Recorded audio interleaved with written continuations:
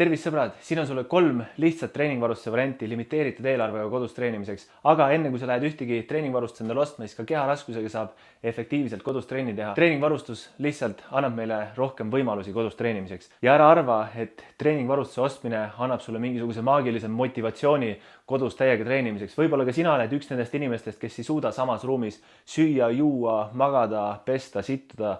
Seega soovitan sul enne proovida kodus mõne keharaskusega treeningu ära teha, et näha, kas see keskkond on üldse sinu jaoks sobib. Nüüd, et jutt ei läheks mölaks, siis esimene asi on loomulikult treeningkumm, maksab paar euri, annab meile väga palju võimalusi, muidugi sellel on omad miinused ka. Järgmine on TRX rihmad või siis suspension trainer, kinnitad kuskile külge, ma ei tea, õue, puu külge, kodus ukse külge saab ka kinnitada, kes sa pead oma ust väga usaldama. Odava firma oma maksab mingi 30 eurot. Ja siis, kui sul on võimalus, siis 60 euri maksas selline hantlite komplekt 20 kilone, ehk siis mõlemad hantlid on 10 kilo each. Kui sa ostad normaalse universaalse komplekti, siis sa saad hiljem siia osta juurde igasuguseid kettaid omale. Seega alguses ostad omale mingi lihtsa komplekti ära, sest kui saad tugevaks, siis ostad siia lihtsalt kettaid juurde ja kui see vars on piisavalt pikk, siis siia mahub veel igasuguseid kettaid peale. Vot. Ja kui sa soovid sarnaseid nõuandeid või üldse, et keegi sinu eest treeningud läbi mõtleks, siis vaid 10 euro eest kuus saad läbi treeningi-äpi mind enda treeneriks.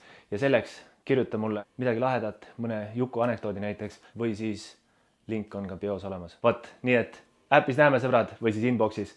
Edu!